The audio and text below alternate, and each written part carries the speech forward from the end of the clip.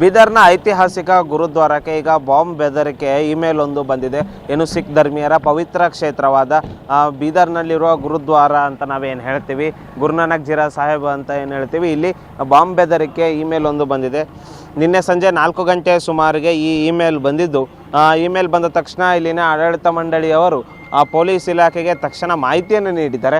ಆ ಮಾಹಿತಿ ಬಂದ ತಕ್ಷಣ SP ಪ್ರದೀಪ್ ಗುಂಟಿಯವರ ನೇತೃತ್ವದಲ್ಲಿ ಸುಮಾರು 50ಕ್ಕೂ ಹೆಚ್ಚು ಜನ ಪೊಲೀಸರು ಸ್ಥಳಕ್ಕೆ ಭೇಟಿಯನ್ನು ನೀಡಿ ಪರಿಶೀಲನೆ ನಡೆಸ್ತಾರೆ. ಏನು ಬಾಂಬ್ ಸ್ಕ್ವಾಡ್ ಹಾಗೂ ಡಾಗ್ ಸ್ಕ್ವಾಡ್ ಸ್ಥಳಕ್ಕೆ ಭೇಟಿ ನೀಡಿ ಪರಿಶೀಲನೆಯನ್ನು ನಡೆಸ್ತಿರ್ತಾರೆ. ನೀವು ನೋಡ್ತಿರ್ಬೋದು, ಏನು ಗುರುನಾನಕ್ ಇದೆ, ಇಲ್ಲಿ ನಿತ್ಯ ಸಾವಿರಾರು ಜನರು ಭೇಟಿ ನೀಡ್ತಿರ್ತಾರೆ. ಲಕ್ಷಾಂತರ ವಿದ್ಯಾರ್ಥಿಗಳು ಪ್ರತಿ ವರ್ಷವೂ ಕೂಡ ಇಲ್ಲಿಗೆ ಪ್ರವಾಸಿ ಕೇಂದ್ರ ಅನ್ನೋ ರೀತಿಯಲ್ಲಿ ಬಂದು ನಿತ್ಯ ನೋಡ್ಕೊಂಡು ಹೋಗ್ತಾ ಇರ್ತಾರೆ. ಈಗ ಈ ಗುರುನಾನಕ್ಗೆ ಈಗ ಥ್ರೆಟ್ನಿಂಗ್ ಮೇಲ್ ಅಂದರೆ ಬಾಂಬ್ ಇಡ್ತೀವಿ ಅನ್ನೋ ರೀತಿ ಮೇಲ್ ಬಂದಿದೆ.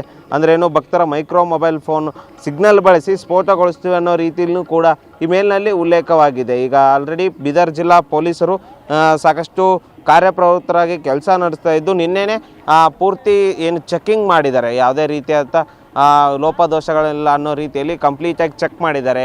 ಎಲ್ಲಾದರೂ ಏನಾದರೂ ಇದಾವ, ಯಾಕಂದರೆ ಮೇಲ್ ಬಂದಿರೋದ್ರಿಂದ ಸಿಖ್ ಧರ್ಮೀಯರ ಪವಿತ್ರ ಕ್ಷೇತ್ರ ಕೂಡ ಆಗಿರೋದ್ರಿಂದ ಯಾವುದೇ ಅವಘಡಗಳು ಸಂಭವಿಸದೇ ಇರಲಿ ಅಂತ ಹೇಳಿ ಪೊಲೀಸ್ ಇಲಾಖೆ ಸಾಕಷ್ಟು ಕಾರ್ಯಪ್ರವೃತ್ತರಾಗಿ ಕೆಲಸ ಮಾಡಿದೆ. ಅದೇ ರೀತಿ ಇನ್ನೂ ಕೂಡ ಇಲ್ಲಿ ಪೊಲೀಸರನ್ನು ನಿಯೋಜಿಸಲಾಗಿದೆ.